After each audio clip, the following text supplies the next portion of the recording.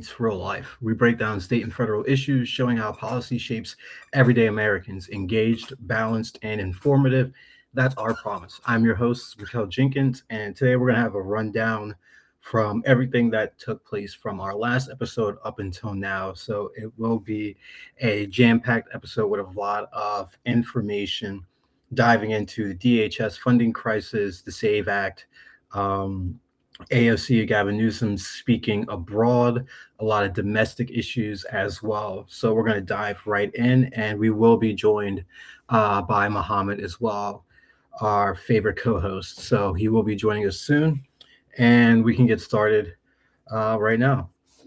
So the Department of Homeland Security is staring down the barrel of a partial government shutdown that kicked off at midnight on February 13th after a dramatic failure in Congress to extend funding. That's the DHS funding. So Senate Democrats holding firm on their demands for sweeping reforms for immigration and immigration enforcement blocked a procedural vote on a House-passed bill that would have kept DHS operational through September.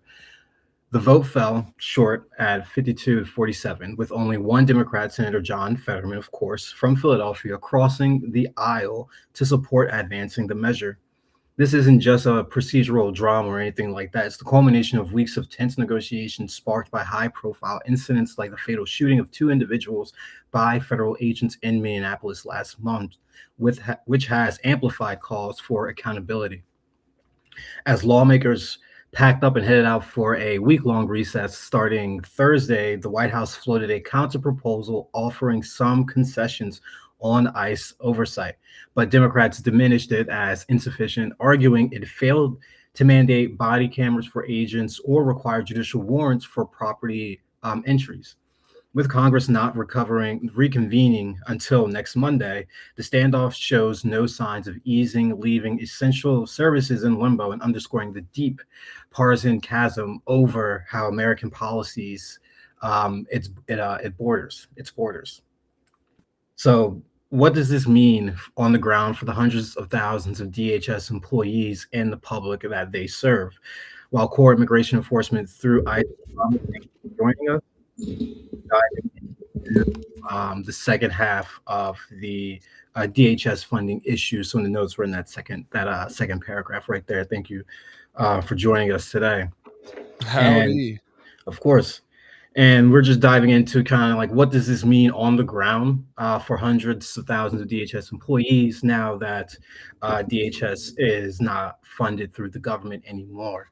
And, while core immigration enforcement through ICE and Customs and Border Protection remains funded via mandatory appropriations and carryover funds, if everyone remembers, Big Beautiful Bill gave them, I believe, $80 million or $1 billion in additional funding on top of what is already being negotiated over, such as the reforms and additional funding that has now lapsed and now DHS is closed. So you'll have the shutdown will have major ripples affecting over 260,000 workers, many of whom are now laboring without paychecks. TAC screeners at airports, Coast Guard personnel on rescue missions, and FEMA disaster responders are all classified as personnel as essential. So they'll keep showing up, but the uncertainty is pretty real as things continue, especially as families brace for delayed pay amid rising living costs. Fox News report is highlighting something where this lack in DHS funding could strain airport security lines and slow disaster responses, while NPR breaks it down to 5 key takeaways: the origin of the shutdown, and the failed ICE reform talks, its limited but targeted impacts, and the political coverage Democrats believe they hold by forcing Republicans to confront enforcement excessiveness. So they want to try to make it in a way that they're putting Republicans in a light to where they're only looking to increase the enforcement excessiveness of ICE and not really wanting to input a lot of these reforms here, which are, common sense reforms across the board. And also they understand the fear of these ICE agents being at polling stations as 2028 and 2026 are, basically right around the corner regarding midterms and presidential election. And all this is layered onto The chilling escalations in how the administration is targeting critics of ICE operations. This was released today. DHS has ramped up administrative subpoenas to tech giants like Google, Meta, Reddit, and Discord, actually, compelling them to unmask users behind social media accounts that monitor or oppose immigration raids. Do you know how Hundreds. funny that is to Yeah, me? it's just damning. Realistically, it's Yeah. you have it on. It's Give us kind of like give us the information of the people who don't support the government, essentially. yeah, Kind of. literally. And it's kind of like under the same breaststroke as with Biden and COVID, basically. But now we're seeing instead of it being for a pathological disease, it's now for ICE and the levels of enforcement, levels of aggressive enforcement that have been happening across the nation. I mean, even in New Jersey and Lindenwold, New Jersey, actually, there was an incident where ICE individuals were coming into a neighborhood. Kids were getting off of a school bus and actually started to run because they were seeing the agents, following them to get to their houses and so forth. That's crazy. It was a huge protest. A few of my friends actually were able to go there, so I do commend them for that. Yeah. But yeah, it's just damning to see that you have these little kids running from ICE agents when the ICE agents are chasing them to get following them, we'll say, to get to their parents and so forth. So we're going to be seeing potentially more of this down the line, and you're only going to lose public support and sentiment as we have continuously seen and have reported on the podcast. The Yeah. immigration enforcement across the board is losing vast amounts of support with the American people. Yeah, I And mean, I think what a lot of Americans really are for getting rid of illegal immigrants, but there was yeah, really a fine. Now, I don't know if I even call it a fine line. But there was just like a part that shouldn't be passed when it comes to how you go about that. And the most people, when they think of getting rid of illegal immigrants, they think of getting rid of the ones that are active criminals. But we've seen after that initial few months that they've really cooled down going after these hardened criminals, as they'd say. And now they're just going for a lot of people whose only crime was coming into the country illegally in the first place. Now, some people do still support that. They think, well, if they're here illegally, we should just get rid of them. They are breaking the law. They're criminals. But I think that there's a and this isn't just me saying this is actually true. Good majority of Americans, around 2/3, do support. Oh, instead of getting rid of these non-criminal illegals, that they help them integrate into citizenship, so they can get them into yeah, the I system mean, and actually make them part of society more exactly. officially. And so that's the more common support area of this topic when it comes to the average American. And so for them to then with ICE go through including literally murdering American citizens, it's kind of like, well, what's the point of this? We thought this whole Yeah, thing was for getting rid of illegal criminals, and now you guys are killing Americans for this, like American citizens. Meanwhile, at the same time, you're doing these inhumane things to people who are literally just like a mother who's picking up her child from school, you know? literally. And I'm not surprised that it's been such a big drop in support. It's actually astonishing to me since since the murders of Renee Good and what is it, Peretti? I'm Alex blanking on it. Peretti, yes, Alex Yeah, Peretti. We cannot and forget their names. Trump's immigration polling has actually gone negative for the first time in his whole presidential career, essentially. Yeah, I was gonna say we were reporting last time we spoke that even with white individuals, his polling is actually going down more and more as he keeps doing these erroneous policies and things of nature. And It's then it like hit -1 according to some polls for yeah, the white crowd, which is if the pretty telling. Republicans lose the white people, dude, it's over for Yeah, them. it's No other way it's of going completely about it. over. And we'll get to it later in here, but there's also a concern of them losing the Hispanic vote as well, and a lot of them actually moving to Democratic areas and states. Also shifting some of that census data that will be coming out in 4 years, and/or will change how voting happens in some of those states when looking at things demographically. But looking at like what DHS has been ramming up with the Trump administration and sending out these notices to Google, Meta, Reddit, and Discord. Hundreds of these demands have gone out in recent months, seeking names, emails, phone numbers for posters who've tracked agent movements or voiced dissident for ICE agents. And this moves the department as vital, is how they see it, for operational security, but it's being decried by free speech groups as a blatant assault on the First Amendment, basically. And I think anyone would really see it like that, the same way that Biden administration were coercing these same tech giants to censor individuals for COVID and things of that nature. I don't agree on either side of it. There should be no, hunting down of individuals that are posting bad about ICE or monitoring ICE, or Should even, not be. speaking bad about an administration and how they are handling a certain crisis. I think that part of the First Amendment is what speaks true to Americans and our true nature, that we have a right to, speak up and speak out when our government isn't doing things that we're really agreeing with. I mean, And there's the one saying that I really like. I forget who originally coined it or who it's normally attributed to, but it's dissent is patriotic. And I really do agree with that mentality. I mean, you're not American. America was literally founded by rebelling against the parent government. yeah, Literally how the country was founded. The saying of Virginia is sic semper tyrannis, like, down with down with tyrants, essentially. And it's literally embedded into the history, the country's founding and culture, even to this day, of fighting against the government or corrupt governments if they're oppressing the people in various ways, in whatever way. Heck, they did it for taxes. Was like one of the flaming reasons they used back in the old days. And so it's funny to me when you always think of Republicans as supposed to be the group that's like, gung ho for American patriotic values. yeah, But, that's how they used to be. it's like these recent moves by Trump and to infringe on Americans' privacy and also try to gather information about them for the sheer fact that they're dissentful, and also to add in how some Republicans are very supportive of that. I mean, I think it's just a sign that Trump isn't a patriot, and no matter what people say, he doesn't actually care about this country's values. He just cares about what's useful for him, as most politicians are, to be honest. Yeah, But two, I think this is also just a good example of how much people are willing to change their actual beliefs when it comes to them being able to have be the one in power. And I mean, we did see it with, like you mentioned, like with the Democrats with Biden and COVID. We did yeah, see it with, a lot of like Cuomo in New York with the nursing homes, yeah. for The nursing home example. situation. There Yep. was a lot of time where the Democrats were doing it, but two wrongs don't make a right. And just because Yep. one party did it does not give the other party the excuse to say, "Oh, well, they did it, so we're going to do it now." It's Right. not a Yeah. healthy way to run a country.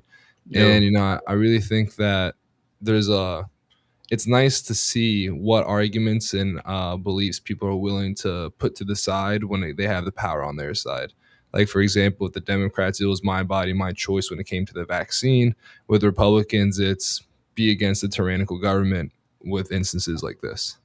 Yeah, yeah, realistically, and it's really about silencing, everyday Americans who document what Hmm. they see as overreach, and potentially chilling activism in these sanctuary cities, because we know that's where Trump wants to go into and just rip out all of the immigrants that are within those cities. And as this shutdown drags into its second week, these tactics are only going to amplify the sense of a government doubling down on enforcement, even as its budget gets tighter and tighter, and also not even passed, given that these demands, such as the demands the Democrats want for ICE, have not been met or haven't even been fully negotiated yet.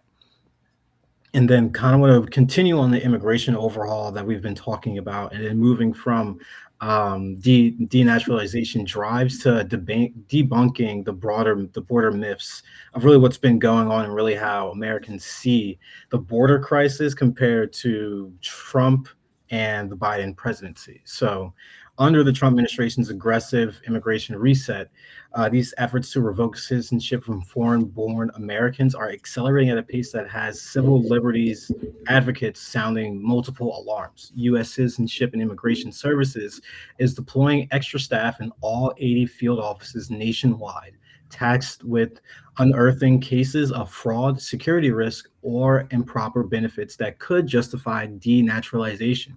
The target, it's a staggering 100 to 200 revocations per month, up from a trickle in prior years, focusing on those who unlawfully obtain statuses.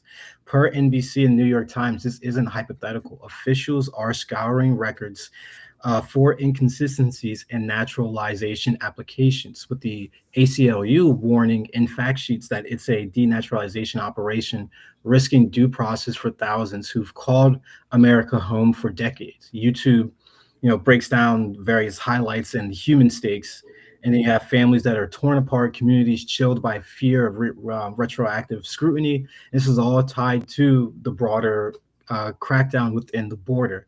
This policy is a signal of a no retreat stance on the borders, even as funding fights, expose the enforcement fault lines that Democrats have been continuing to point out on what's going on and what those true issues are. And then, cutting through the bipartisan fog on the border crisis. There was a four-part series actually by the Cato Institute, which basically dismantles the narrative pinning blame on President Biden.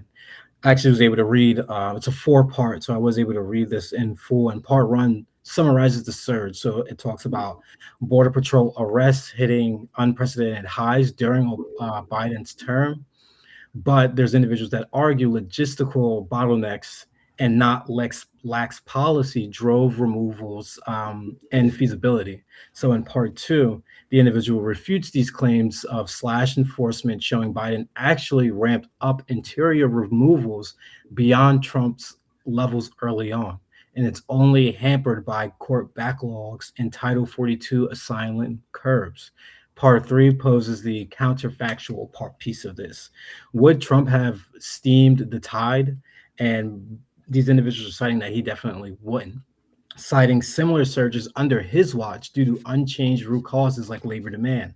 And then finally, part four pins the crisis on America's booming job market, pulling migrants and outdated policies failing to match reality, global instability in Venezuela and Haiti as accelerators, not DC decrees. And then published on January 16, 2025, this analyst echoes a lot of the urging reforms over finger pointing, expanded legal pathways to deflate illegal crossings, because that's really what we want to do. We want to make sure that individuals are coming over and getting processed the legal way and deflate those illegal crossings across the board. And as Democrats are trying to leverage DHS shutdown for ICE restraints, Cato's work reframes the debate from blame to fixes. And that's where I really think we need to go as a country. We need to stop blaming past administrations, Obama, Trump, you name it, for a lot of these surges in immigration. Really need to look at a lot of the root causes and fix those causes. And that's what we're not seeing from the Trump administration. We're seeing that he actually wants to, he stated this, to actually break down legal immigration, even though it's going to be hurting the farmers, the business individuals that he curls up to, and that also bend the knee for him, or a lot of these different policies that have been implemented by the Trump administration. So that's just, I would definitely implore everyone to go read the four-part series and really understand the history of immigration and how it's been framed and blamed by every single president, and how really it's just a culmination of bad policies that have led us here. And it's not just really one focal point to blame on, but the Trump administration would not see it that way either. I mean, I'll say this: I feel like that's always the political game. You never Yeah, want to take the 100%. blame fully on yourself. You want to try to shift it as much as you can onto others, especially when it's easy to just say, "Oh, hey, it was the other side that did it that you guys already don't like. Now here's a reason for you to not like them even more, to justify your disliking of their policies, because their policies have led to these situations when you can just keep kicking the can like that down the road until it's all the way back like 10, 20, 30, 40 presidents." And I mean, one thing that really does bother me about the immigration, this isn't just specific to Trump, but since Trump's so big on the rah-rah of it, it does make me feel more annoyed, because many people who voted for him for the sake of illegal immigration trying to crack down the southern border. Yeah. And so, for those who don't know, in America, drug overdoses have gone up about 5x, 4 to 5x over the last 25 years. And that's largely due to the increase in fentanyl in drugs, which makes it easier to OD. And most of these drugs they don't come from Venezuela, Colombia, or islands in the Caribbean on boats. They come from the cartel in Mexico. And so we have a lot of these people, these cartel members, who are really the ones causing a lot of these issues, for the drug trafficking into our country. And then we also have what just is happening in Venezuela. Yeah. A lot of what's the way to say it? Domestic unrest, and Mhm. to say it lightly. And when countries go through that periods of time where things are chaotic or they're just the citizens are concerned over their ability to live in these countries, they will flee. And a lot of people, for good reason, flee to America because America is even nowadays is still a place where most people would love to live in. Yeah, very much And so the land of opportunity. yeah, and it bothers me how one, there's no work on the actual legal immigration side to make it easier to be a legal immigrant. I mean, you've just mentioned, we've also talked about before how Trump is actually trying to make it harder. Yeah. And that's the thing where like 75% to 80% of Americans think legal immigration is good for the country. Most people, even more than two-thirds, which is generally like if you got two-thirds or three-fifths support on a topic, you go with that topic. This is something 75% to 80% of Americans generally believe that immigration makes this country better. And I'm one of those people. And that's where the big difference is. People go like, well, I don't agree with illegal immigration, but if people come here legally, that's plenty fine with me. But that has been getting more and more difficult for people to do. I mean, Yeah. just recently, Trump announced 90 countries that are unable to get immigration status to actually live in the United States to gain green cards or go to get citizenship from there. And the question is, well, if you do like legal immigration, then this is and think it benefits the country, and also want to clamp down on illegal immigration, then people are not going to stop trying to come to America. They're not. No, It's no, just, they're it's, not. and I mean, I there are statistics showing that border crossings have gone down under Trump, and that even ties back to his initial, the first term when it was after Obama. And it's like a wave, honestly. It goes down and comes back up and goes back down and comes back up. And what I want to add to that is that I think a big reason why Trump is why Biden and Obama were able to outnumber Trump with deportations is because there was more people coming across the border more Yes. often. And now with Trump and his rhetoric and the rah rah, people have generally gone down in immigration, but that doesn't solve the actual issues that we still have from the southern border, largely the drugs.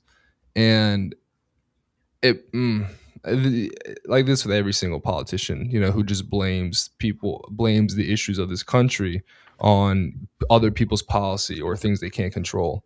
This could easily very well be taken care of, not easily, but this could be taken care of by actually sending in the military or just reinforcing more of a fight against the cartel. Because for those who don't know, they get the raw drug material from China, and then China sends it to the cartel with the equipment, and Yeah. then the cartel then makes it and distributes it to the Americas, to the Americas, yeah.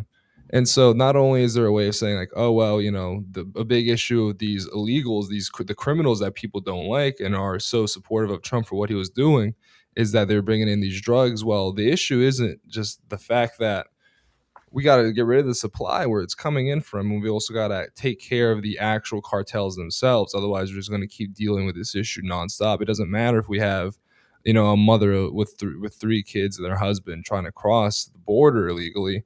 It matters that we still clearly seen massive increases in overdoses, massive increases in drugs in this country, Yeah. and nothing's being done about it. And it's just being given a lot of rah rah. And people are bothered by that because they voted for Trump, think, hey, he's going to clean up the illegals, illegal criminals. And not only are the majority of people being deported, not illegal criminals, a lot of the time ICE even goes against the court. I mean, look at Kilmar Garcia, a very good example. There, he was like a public figure for their campaign against legal immigration, Yeah. He and was. they've denied they disobeyed multiple court orders. That's illegal. You can't disobey the Yeah. courts as the executive branch. Yeah. They see no rule of law as being above them, only below them.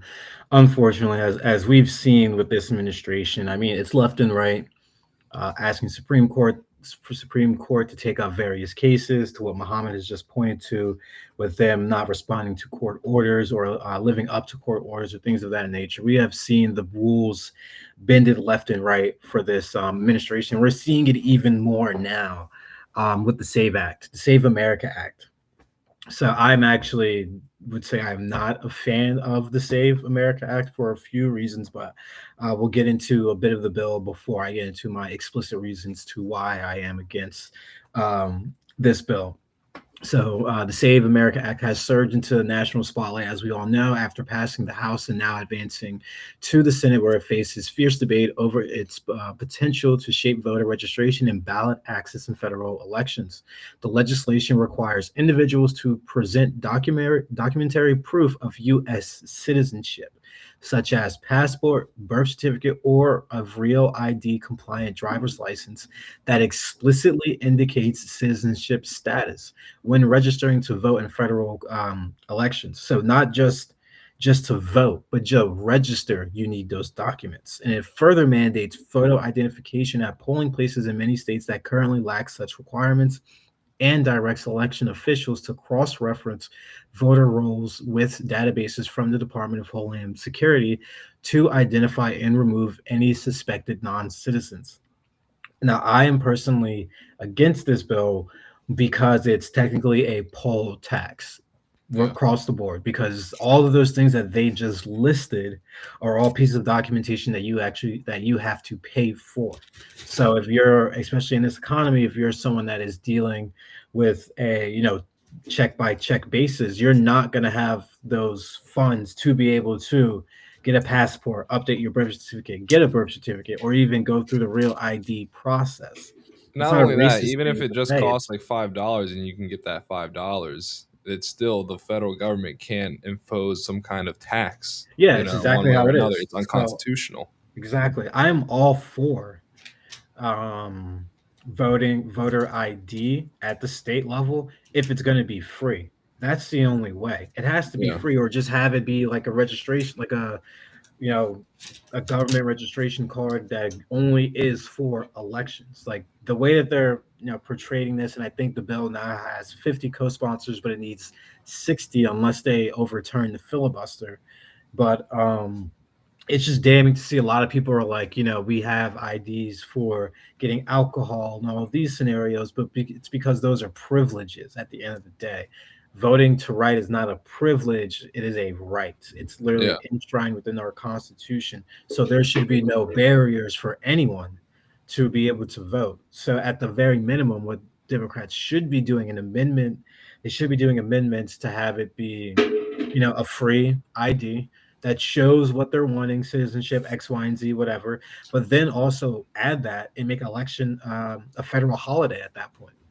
Yeah. Because not I mean, only it's insane that it's it's not. It insane is that it's not. insane that it's not. I mean, it's not really insane when you think about what it could really do if it was a federal holiday. Individuals not going to work, still being able to get paid while going to vote, and things of that nature. That's not what they want. Clearly, as we see with this Save America Act, it's going to save nothing besides trying to save the GOP's dwindling majority, which we're going to get into um, as well. And But yeah, no, it, I want to add a little bit to yeah, what you were saying.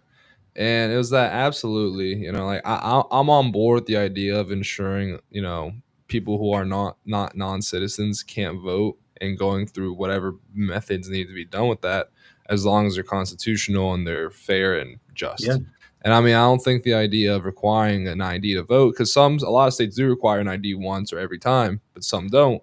I don't think it's an issue really if they require that, but I do yeah. think that if they're going to go about needing these things, that from the federal government side, that they will absolutely need to provide a means of getting it without any cost, because states have their own election laws. It's very enshrined in the Constitution. States hold their own election, and the federal government cannot enact any kind of law or tax that makes it more difficult for people to vote. And it's really a big case of, I do also agree that there should be a holiday for this. And because it's not something, at least for the presidential election, I mean, work's not everything. Like, it bothers me so much when people just, you see this a lot of the time from politicians, is, what's one day every 4 years? Worst case, literally nothing. I mean, Literally nothing. yeah. I mean, I personally think every Oh, I um, agree. I agree. I'm just saying, I like, even worst case, we could primary just do it for the presidential Yeah, election instead of like primary, general. I think every election should be a federal holiday, or to some extent a state holiday, because this is the one true right. This is probably the most important right. You could even argue next to the Second Amendment, because the Second Amendment protects the First Amendment. Um, that this is a right that should be completely exercised and should be accessible to every single American. Like, I don't understand individuals staunch support over voter ID laws. I understand the basis of it, but overstating that there's so much fraud that goes along within elections that this is something that's needed when excuse me, you have proponents even from the Heritage Foundation. They have a voter fraud database as supporting the evidence of needing stricter rules. And the conservative think tank maintains like an interactive map and database that compiles proven instances of election fraud, including cases involving non-citizens registering for voting illegally.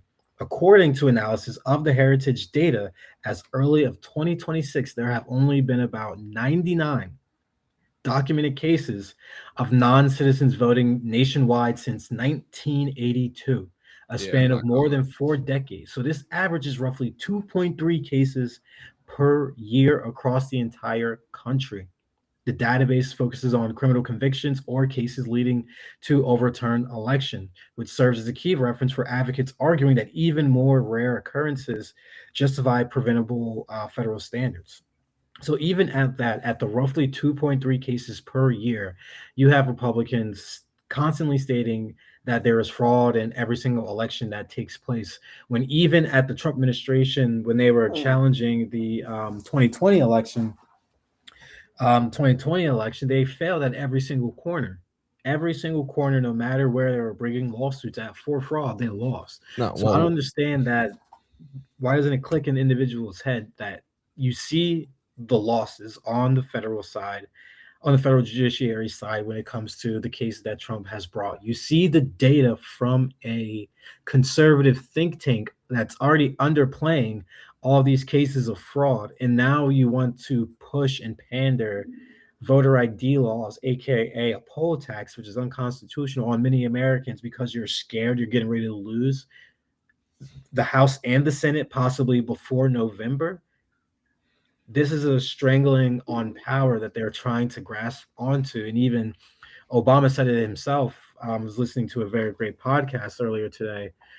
He was saying that with the Democratic Party and even with the Republican Party, the issue is old people tending to hold on to power for longer than they should. And that's really, what we're seeing here. That we're seeing the old guard trying to make sure that the newer generation is not able to make their voice heard because they understand that they are not agreeing with or even support a lot of the measures that these Republicans are pushing. And that's why you're seeing almost 30 plus of them actively resigning or not seeking reelection, which gets them scared that they're going to lose before November. When I say lose, that's the Senate and or the House. yeah, and I mean it's pretty harrowing. I mean, one of the things that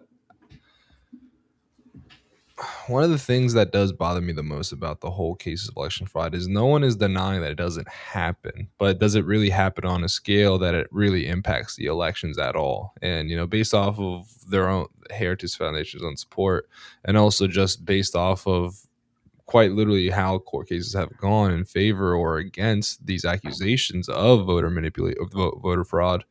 And it's clear that it doesn't really amount to anything substantial, nor is there any true evidence that there is anything substantial going on. And what I do think about this all is that it's just Republicans' effort to kind of cover their wounded pride, specifically Trump.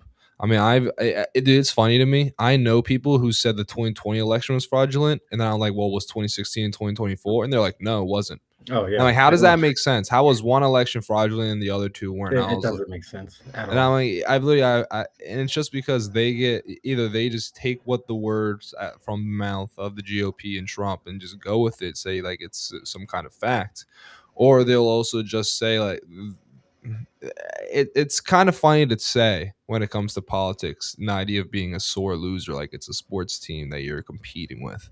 But some people do really generally act like sore losers when their candidate, their guy, their person doesn't win. And I mean, we Yeah, saw with people getting upset that Kamala didn't win, or Clinton in 2016. yeah, But with Trump's rhetoric about voter fraud, we really saw that in 2020. And people saying, "Oh, this election was stolen." We see all that focus on Georgia, where Trump was trying to commit voter called the fraud Secretary of State. himself by getting them to change the votes as they were being done in, I think it was Fulton County. Yeah, Fulton Damn. County. That's where the FBI was just at about like 2 weeks ago, Yeah. where they got all that voter data, given that there are discrepancies and so forth. But we'll see when the actual court case and files are reviewed and or I do tried not as trust well. Cash Because Patel I don't trust. whatsoever. I don't trust anyone realistically in that administration. From I we'll get to it, but with the Epstein stuff with Pam Bondi and oh the yeah. list of names that was just dropped out of nowhere with no context at all. Just here you go. Here are all like three pages of names, no context to how they're tied to Epstein or whatever. Just here, that's all you get. No more is being released. But we are going to get to that, and then sticking with the Save Act. Um, Various groups like the Brennan Center for Justice, the ACLU, and Vote Beat argue that the bill lacks a solid uh, constitutional foundation, as states have long held primary authority over voter qualifications under the U.S. Constitution. As we all know, states run their own elections. They point out that standard forms of identification, such as many driver's license, would not even suffice under the proposed rule, potentially Yeah. creating barriers for naturalized citizens, young voters, and rural residents who will have to drive out miles out of their way just to have these documents made up for them.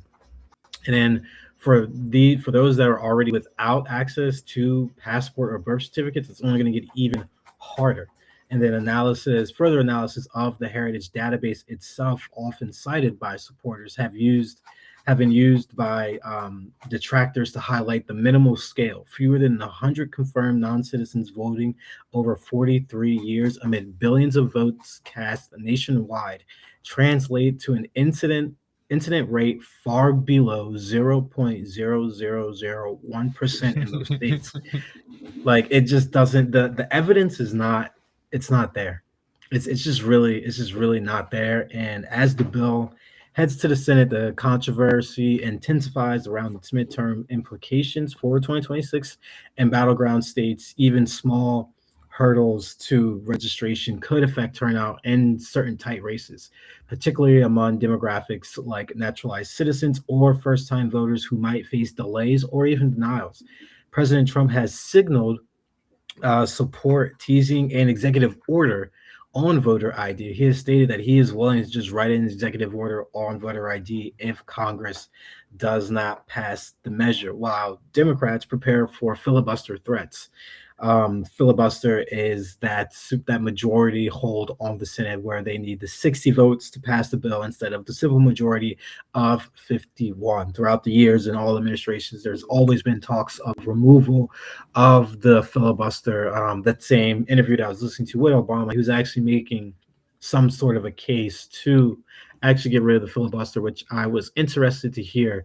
Basically, that it kind of stops government on the Senate side from truly advancing with the population, given that each senator holds the same weight. And you could have a senator that's from Texas who, can't vote on, let's just say, gun control measures, things of that nature that may be very supportive across the nation.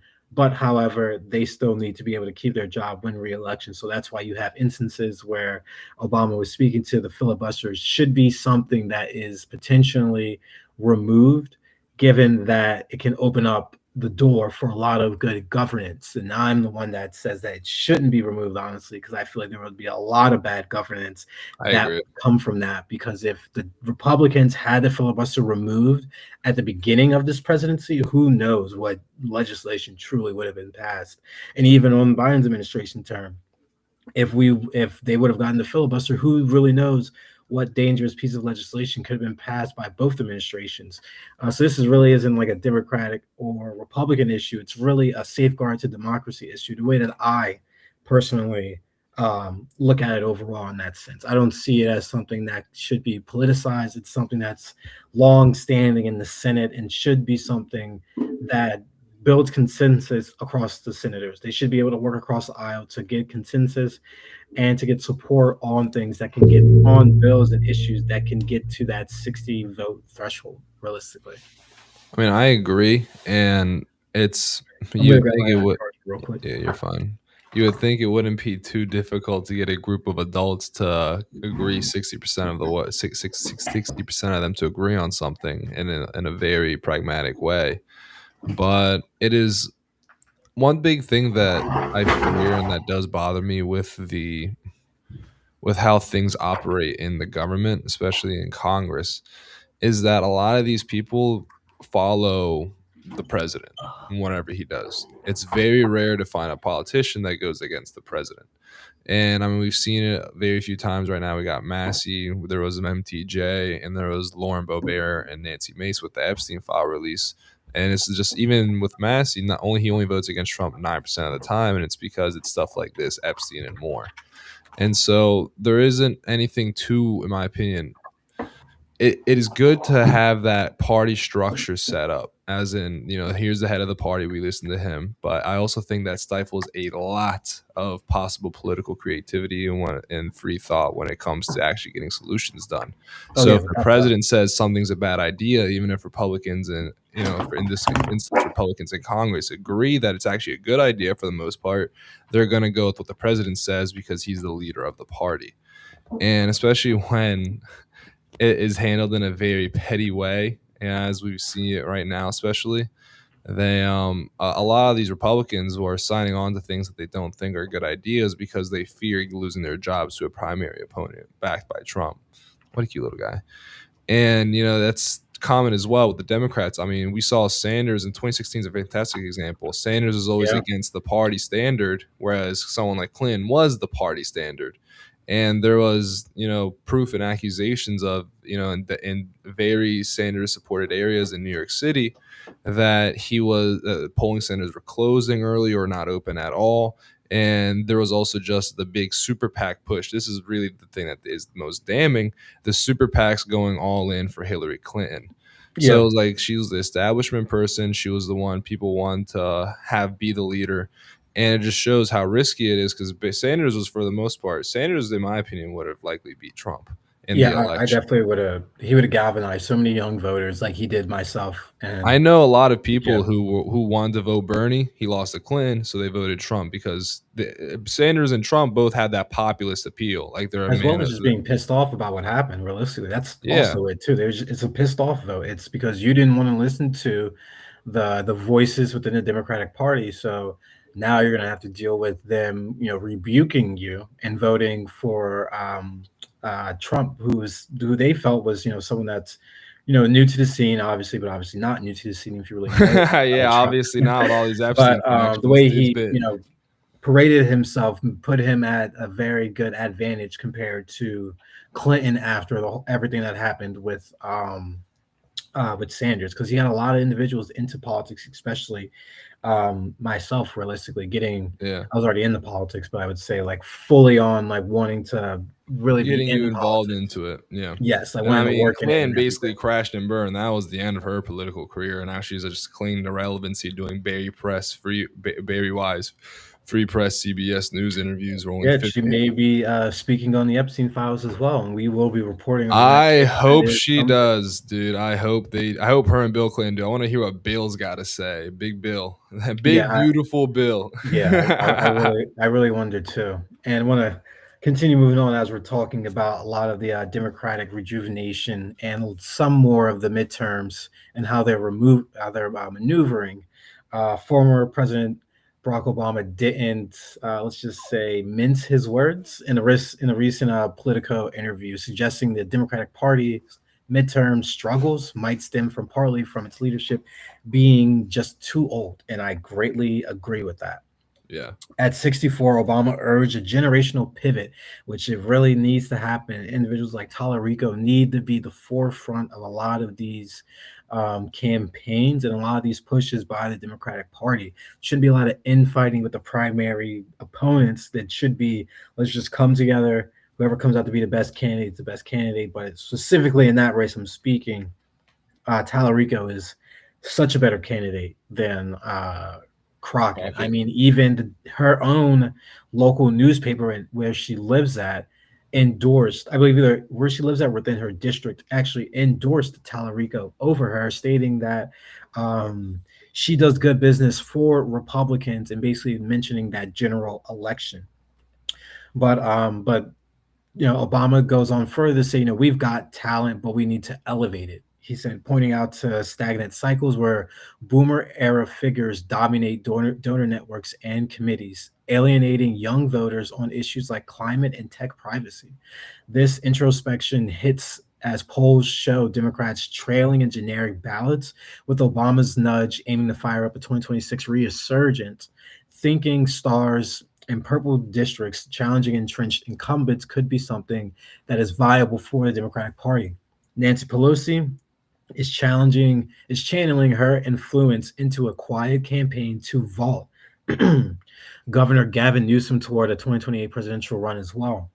Behind closed doors, she's rallied donors and allies to amplify his profile on national stages, from climate summits to economic forums, positioning him as the anti-Trump antidote with charisma and policy chops, which I could agree that angle is something that could work very much towards Gavin Newsom's advantage. We saw he spoke at the Munich, I believe that's how you say that, Munich conference with him and the AOC and JD Vance, each offering a different slice to how the Americas can move forward with the rest of the world. With Gavin Newsom, consistently stated that Trump's only here for 3 more years, so it's best that they start looking at the next It's potential crazy. It's still a whole president. 3. Yeah, it's crazy. It Oh is. It my is god. very much a whole three.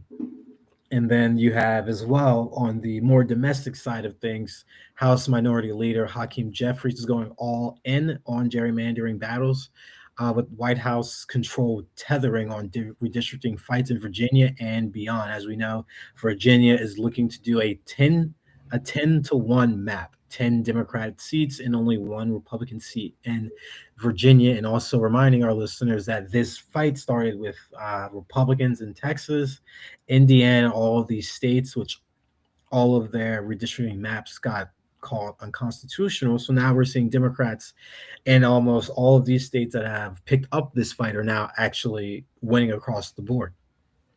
And then you also have immigration raids are redrawing electoral maps. This is kind of what I was speaking to earlier, and this is happening in unexpected ways.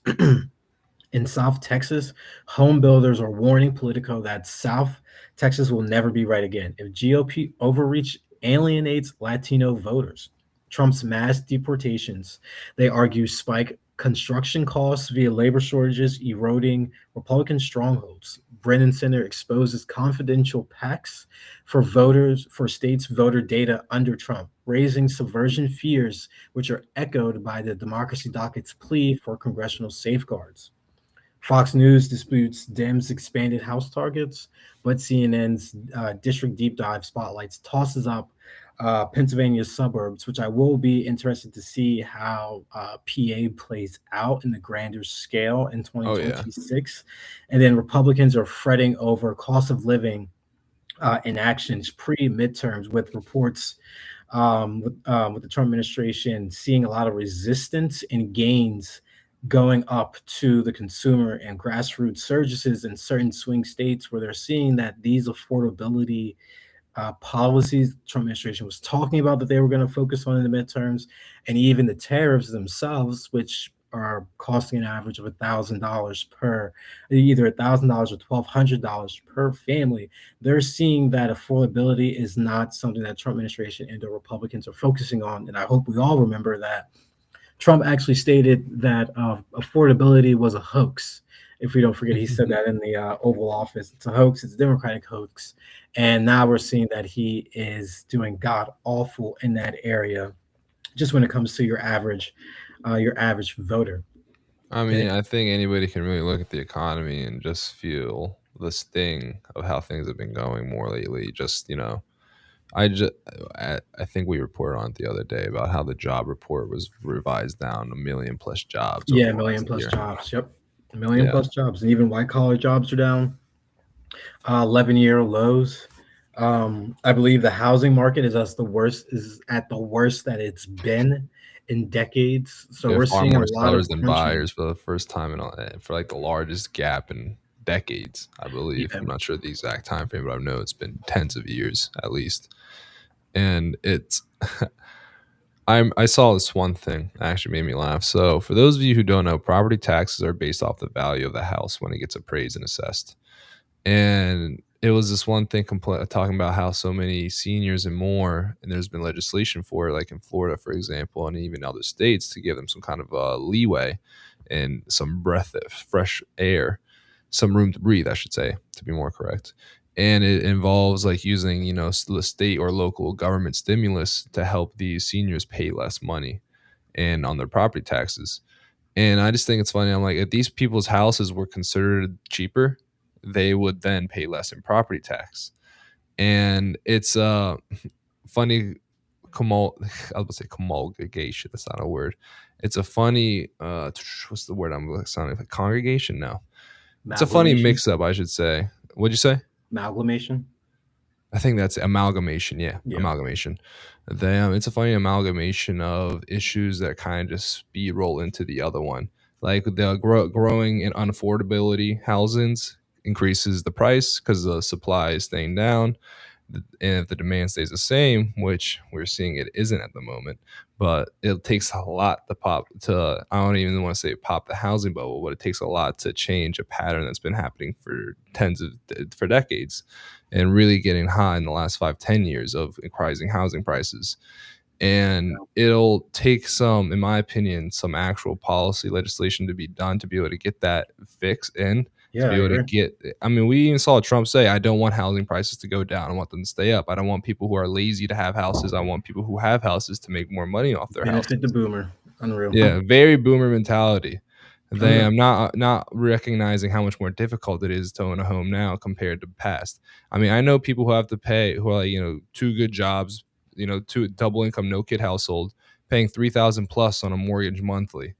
And it's like that's, fairly dang, good for many people to Yeah. have something around that.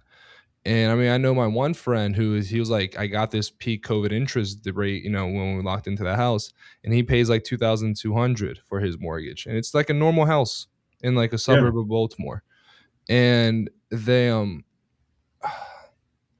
as long as, and these are people who have been working for years.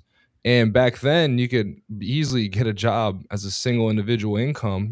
Why do you think the idea of the nuclear family was so prominent back then, of the woman being from home and the father being the only one working and bringing in money? It's because it was actually a sustainable thing. The wife could Yeah. just do anything she needed to do, be a stay at home Can't do that mother and wife. anymore.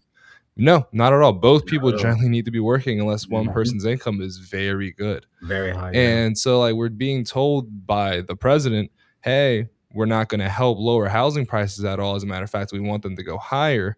Not only is that going to further isolate out the younger generations from having a home, I mean, the median home buying age is about 40 now. Yeah. It's going up. And like 25 years ago, it was about 28. Hmm. 25 years that is for that rapid and large of a change. And I really am frustrated at the lack of action, or not even the lack of action, the lack of caring for an issue, and then blaming people and saying they're lazy and saying, Yeah. like, if you can't afford a home, that's your fault for being lazy. And as a matter of fact, it's the government's fault. This situation has gone as far to this point as it has been. And I I am optimistic, but realistically not expecting much in the regards to housing prices coming down. But we'll see what happens. And as we mentioned in the Politico report, I really do think that the slowdown in supply, and Yeah. not only that, but also just the still increasing prices, is going to really sour a lot of people's moods when it Yeah, a comes to the lot current of the administration. Latino voters from the South are going to be going to Democratic states. Just a lot of the reasons that Muhammad just listed for us, as well as the overreach in ICE and things of that nature, because they are not for that. Like, yes, a lot of these individuals, when Trump was running for office, they're like they were on his sides. I had saw multiple ads, Latinos for America and things of that nature. But now they're fully understanding that they are not getting what was sold to them, which a lot of voters, I think, are feeling that level of sentiment from the Trump administration. And I want to continue on the economic turbulence that we have been talking about. And the Bureau of Labor Statistics annual benchmark revision has slashed about 1 million positions, which is the largest downward tweak in 2 decades. The Economic Times calls it a mirage. Initial monthly gains average 50,000, but reality clocks in at a feasible 15,000, signaling a exceptionally weak year per Washington Examiner. So that's a terrible year in regards to what has happened in the previous months of the Biden administration. But I also would like to dive more into this and understand what level were those jobs captured in, basically, because we know that with the Biden administration, a lot of it was within the government sector. That's why it had very good jobs reportings and things of that nature. And I believe currently it's been mostly what's been keeping the economy afloat is the healthcare sector, actually.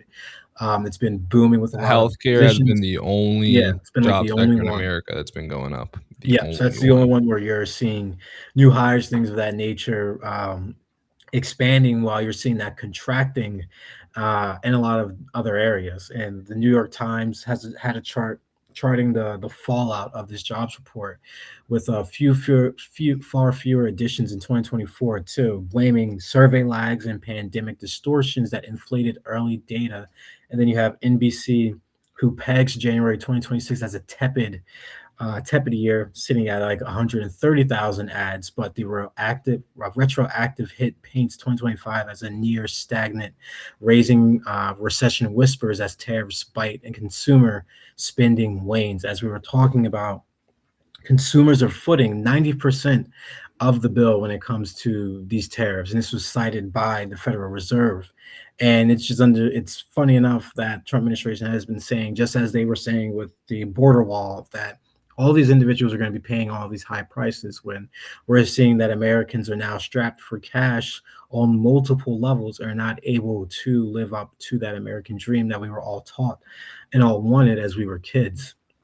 And multiple voters are now seeing this, and that's why you have a very high disapproval of, one, the economy, and two, Trump administration. Just looking at inflation, with the January 2026 CPI showing gas utilities up 9.8%, electric up 3.6%, and dining out up at 4%. Medical care is close behind at 3.9%, with shelter calls rose to 3%, and groceries are up 2.1%, even as new cars are sitting at about 0.4% amid offsets. So, with all of these increases that we're seeing, and the administration's eye on the ball not being on affordability, that's how and why you're seeing a lot of voters starting to lean more Democratic, because they understand that what they got from Trump administration in his second term is not what they gotten in his first term. Not at all. And yeah, they're pulling the wool over their eyes. And 2026 is going to be, I think it's only 2 seats that Democrats need to flip over to retake the House. So this is not something that is non-inevitable. It's coming down the pipe, and Democrats are looking at this down the barrel head on. So it's going to be interesting to see within these months' time span how much do they try to tackle affordability, how well they do that, and what messaging they end up putting out to counteract what the Democrats are already doing, and trying to fight this affordability crisis. I mean, I think it'll be interesting to see what they go about here, especially considering what the leader of the party's comments have been about making things more affordable. I mean, I think it was funny that we have seen a few comments saying, "Oh, we need to make things more affordable," and then in more Yeah. specific markets and industries, he'll be like, "Oh, well, I want things to be more expensive. I want there to be tariffs in place. I want to put tariffs on these countries." And I mean, I think a very big thing that we can really see it in real time with the farming, for example, with soybeans and more, is that it doesn't. He says one. It's clear as as this data has been shared that tariffs have been nothing but making things more expensive for people, So much and it more doesn't have to expensive. be like everyday things that you see. But with the situation is though there are quite a few things that are everyday items that even if they're not directly affected by the tariffs, the how do I say it, the topic being so focused on tariffs makes that go to people's mind goes to that when they think about why things are more expensive, even if it's not Yeah. entirely the reason why. For example, with beef's been going up in price because there's been decreased supply of cattle Yeah. in the Cattle. country. Yeah. Yep. And are tariffs to blame for that? No, but people are thinking, well, beef's going up now, and so it's like if you do look into it, you think, well, you realize, well, one, the current controlling party is doing nothing about the situation by helping with the supply of beef, but the supply of cattle, making it easier and cheaper, giving tax incentives, X, Y, Z, and there's a lot of things you can do. And two, they're saying, oh, now we just put tariffs on beef from other countries. So it's like, well, it may not be the sole reason or the main reason or even one of the primary reasons, but when people see this is getting more expensive, this tariff does exist, it's an easy link in people's minds, and a lot of the time it is correct, even if it's not the full truth. You know, like economics is fairly complex with a lot of Yeah. working mechanisms from within, and I really do think that Democrats have absolutely better taking the side of affordability. And I think it's always been a big part of their MO, really, is, you know, how can we make things more affordable and help the citizens live better? And the big issue was, well, are you more of the conservative side where you want tax cuts and more, you know, more lax regulations so people can keep more of their money and make it easier through opening up markets? Or do you want the Democratic side thing, which is more government involvement? And as the thing, the younger generation is a very good way to look at it.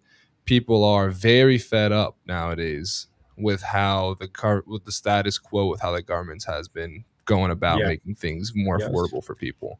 And I mean, it's why a lot of more people are like open and accepting of more socialist ideologies under Yeah. AOC, We are Bernie, seeing and more. that trend more to the left, and even independent voters are now starting to inch more over to the left compared to the right. And as you were saying about AOC, I know we talked about the conference that they were both at across the in Europe and so forth. But I just want to like real quick, just for what AOC was saying, she kind of stole the scene there, focusing on working class in the lens of U.S. foreign policy, which was really invoking of FDR's era. In a moment at the summit, she critiqued elite-driven aid, advocating for labor-focused diplomacy and just kind of think trade deals with worker protections over corporate giveaways, which I think a lot of individuals, not just within the states but across the globe, feel like that should be the mantra going forward for how global trade policies need to be written up and implemented, because we don't want to get into the areas where we were with NAFTA, where we had hundreds and thousands of manufacturing jobs just leaving left and right from Ohio and all of these Republican states, and never really came back and never revitalized that area. I know Trump was saying he was going to revitalize manufacturing, but in his second term, it's what 10, 11 months of retraction on manufacturing jobs since he's been in office. So I think that's where a lot of thought processes are. They want to be able to not get into that NAFTA grudge match to where we're arguing with whether it's to send things globally or do things in house. We just need to make sure there's worker protections over corporate giveaways. And this is a pitch that's blending populism with multilateralism, which is a very huge contrast to Rubio's unity speech that he was giving, where the senator soothed European jitters with a message of unity amid tariff spats. So those tariffs that we were talking about leads a lot of countries to think that there is no unity. It's just all everyone for themselves, and then let's just throw tariffs on anyone that we don't like or want to see a certain deal change or things of that nature. And Rubio's there to try to soften them up a bit, but who really knows if that speech really did anything or really moved any of those individuals that were in the room. And then as Newsom and AOC project democratic internationalism, um, Munich mirrors home divides. So you have Trump's America First echoing hollow and not really anything there that we've seen. And then you have subnational voices filling the gap, hinting at a multipolar US abroad. So I could really much see that being the case within the United States. We're going to be multipolar because you're going to have different sides of the aisle becoming president almost every 4 8 years. So with it being like that, you're going to have foreign policy shifting so drastically that it makes sense that these European leaders have jitters and want a more confirmation on a level of unity. So that's why I feel like Democrats are in a better position to bring that narrative to the forefront on the global scale compared to Republicans, because they have not been inching in that way. They say America first, but it's really America first, but then also Israel first and then Venezuela first as well. So these European countries are really understanding that they're not going to be getting that level of softened unity with the Trump administration that they would be getting, whether it was Biden, Obama, or a Democratic president. But all will tell. Possibly once 2026 is over with and the midterms are finalized, really how the global stage will shift realistically, because that would make Trump a lame duck to where he can't get anything done. And I do know that the Democrats are looking to actually impeach both of them, JD Vance and I wonder President what the Trump. charges would be against Vance, Yeah, honestly. I wonder what the charges would be against Vance, but they are looking to do that if they are able to get both chambers back in the Democratic control. Because as we all know, the House brings up the charges and the Senate convicts those charges. So it would be the Senate that has to have that final say when it comes to whether or not Democrats are going to be able to remove Vance or President Trump if they do take back both chambers. And Yeah. then last, I yeah, go ahead. for those who don't know, they no one have no not a single president has ever actually they been convicted on their impeachment charges by the Senate. Yeah, Andrew Jackson, I'm not sure what's for. I got to look into it, but I know he hit that 66 to 34. He was right on the cusp of not be of being actually charged, but he got acquitted. Clinton got acquitted. Trump got that's acquitted. real. And even when it was Trump running for it, I mean, getting it on the side, the worst it was ever for him in 2021 was 57 votes against and 43 saying not guilty. So that was still 10 short of the needed 67 to 2/3 to be able to actually convict them. Yeah, And I don't think that he'll be able to. I highly doubt the Republicans will gather their damaged pride, so to say, going against their ideology for Trump, and I don't think they'll be able to convict him. But if it happens, I think it'd probably be one of the juiciest stories politically for decades, if not for the country's history. Honestly, it would be fun to live out some non-violent history, you know. no, yeah, it definitely would be interesting to live out that history. And I don't know if it's going to be nonviolent history or violent history, depending on what happens with these Epstein files, realistically. Oh yeah, no, It's I not, wouldn't mind seeing some people hung and executed for this, dude. Like the things that are in or at those least tried files in is sick and court. disgusting. I mean, the last trench of Epstein files was released by the Department of Justice in late 2026, and actually a few days, I think, what this over the weekend, they released a list of what we were just talking about this 3 pages of individuals. We have, I was going over Just the learned. list for my girlfriend. You had Cory Booker on there. You had Donald Trump was obviously on there. Biden was on there. Chelsea Clinton was on there. All these people are on there, but there was no actual appendages or any other supplemental documentation that detailed what those connections were realistically. So we all know Musk was an individual that was in the Epstein files in Asking that to be large invited list. to parties.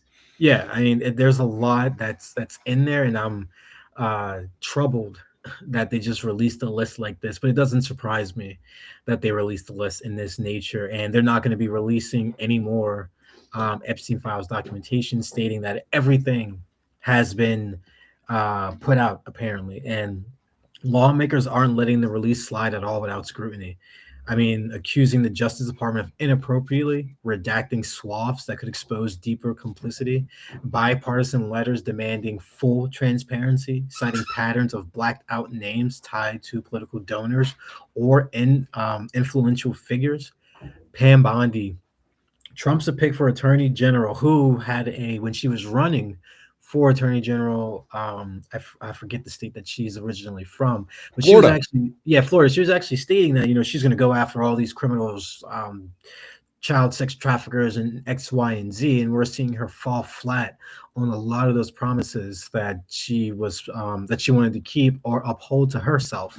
Um, so it seems like individuals, when they get close to this administration, they just seem to lose all sight of dignity and morale that they used to have before they got there. But with Yeah, her, I she want to said, add this. She was Attorney General of Florida when they convicted Epstein. yeah. So I mean, it's even more the fact that This goes back a while. it goes back so much of a I while because you wonder can honestly. even I like once I learned that, I started to wonder like I wonder how much her appointment as the DOJ head for this second term was specifically just for Epstein damage oh, control.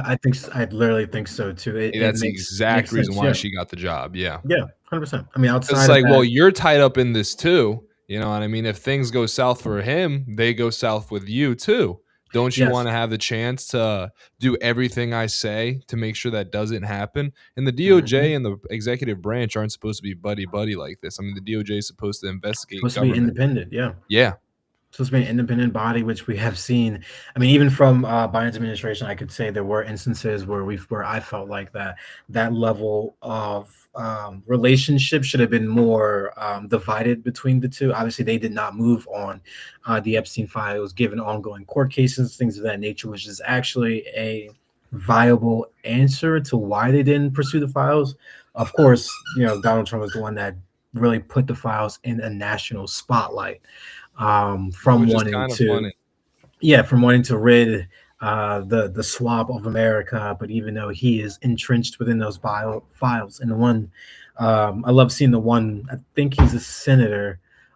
His name starts with the M, is like Malinowski or Morakowski, something of that nature. Yeah, But he was basically stating like, Trump's name appears more times in the Bible than God's name does in the book about God. And it's like yeah, that's actually true. Like in those instances, you fully start to realize and grapple with just how entrenched and how connected really Trump is, and even his administration as well. And lawmakers really should not let this slide because there have been um, compounding evidence to show that Epstein's autopsy, which is has reignited this suicide debate.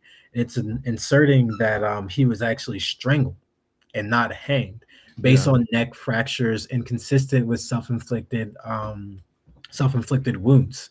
So we're seeing that these inconsistencies are coming out left and right from the Trump administration on Epstein. It's like the people just want to have the truth. And as Pam Bondi said, she said that the whole system would crash and burn if all this information was put out. And that's what the American people want. They want to see a reset. They want to see all these people that have trafficked all of these children, have done all of these heinous crimes, and everything that's written within those files to be brought to justice. It Yeah. shouldn't feel like it's a high hanging fruit to be able to get justice for these individuals, even if it's in like waves of it. Like, yes, you probably can't do everyone at once, but bring them in and hold them accountable to what they did. Because if not, then Americans are going to lose their faith within the American justice system, which I'm sure multiple of People them already have have. already. Yeah, they Yeah. already have, which I is mean, the no more you surprise. learn about it, the more you lose faith in it. Really. Yeah, literally, the more you learn about it, the more you lose its faith, and the more you see it in action, the more you lose its faith as well. And then with this whole judicial and legal um, perspective that we're going with, the Supreme Court is also scheduled to have multiple opinions come out on the 20th, 23rd, and the 24th. So, not too sure what those opinions are going to be. They have not said if it's going to be the tariffs but I do expect it to possibly be about the tariffs. Yeah. I do know Republicans are trying to have the Supreme Court, excuse me, have the Supreme Court take up a Pennsylvania mail-in ballot issue as well. So I'm not sure if that's something that may be within its docket, but no matter what it is, we will be sure to bring it to our listeners here in the most engaged, balanced, and informative format as possible. And I just want to add one last note to that before we sign off. And I forgot what I was going to say. All right. Well, let's just end it there then. It's in the Epstein files. That's where it's at. Yeah, no. Oh, yeah, that's right. That you saying that remind me. Okay, And I good, think a good, good. very big reason of why people are so also angry about the whole Epstein case is one, well, and primarily it's because the government officials have been involved and have been involved in covering this up. And so it's like, well, not only is this inhumane, horrendous thing occurring, our government is directly involved with it. Yeah, And it's directly involved with it. literally directly involved with it. And I agree with Massey, and I want to see people go to prison. I want to see people in cuffs. I want to see Yes. people get the death penalty for this. I don't Just want like there to. the Republicans wanted people to go to jail, like Clinton to go to jail for the oh gosh, what was that incident? They made a movie over it, Zero Dark 30. Oh Where they yeah, went where to the embassy. just as much as I don't just as much as people were so pissed off about that, which is rightfully so, Americans died over there. People should be just as pissed off about this. It doesn't matter whether one was a military conflict and one is dealing with a whole network comprised of the most elite people within the globe. The dissatisfaction of our government to bring out the truth and to hold people accountable should be the real reasoning to why everyone wants to see these files out, no matter on what side of the political coin you sit on. This is something that has entrenched every single party, almost every single president, former president, whether it's senator, representative, tech mogul, business mogul, anything of that nature, individuals at the highest level of we've seen Musk in there, we've seen fame, Trump in there, power, we've and seen fortune, they just all need to be reconciled with and all need to be held liable in court for all of these things that they are in these files for adequately. the fact Adequately. that the fact that 2 of our last 5 presidents are directly involved with the guy is kind of one of the most telling things. I mean, Yes, like, it's I don't. very telling. If Bill's damn guilty, then throw his old ass in jail. If Trump's damn guilty, throw his Yes, old ass in jail. yeah, Not I even mean, throw them in for jail. Give all them the I death care, penalty. I think it'd be even if very American to give presidents the death penalty for this. my God. Absolutely. I mean, we're seeing in other countries, Europe, various countries are firing individuals, making them resign over their connections to the Epstein files. You have Prince not seen Andrew that here in the was States. forced to step out of the royal family because of it. Exactly. So you have countries leading the way on the Epstein files, and then you have America lagging in the Department of Justice that is not living up to the name of justice. I think And lagging is probably the best way to describe our country at the moment. yeah, we're lagging in a lot of areas compared to the rest of the developed world. But as to our listeners, as all of these topics continue to develop, be sure to catch us here at 6:30 Monday, Wednesday, and Friday. And we are actually looking to have 2 special guests come on. One is actually he's an editorialist for the Trentonian for a few years, has a very good perspective on Trenton politics, state politics as well. And then we actually may be getting our first Republican on the show as well. So everyone stay tuned for that. Definitely both will be riveting and exciting discussions as all of our special guest episodes are. And thank you for everyone for listening. I'm Mikkel Jenkins, and until next time. Yeah, this is Muhammad Alec. It's been fun talking, Mikkel. I'm excited for the next episode. God bless you all, and hope you all have a good night.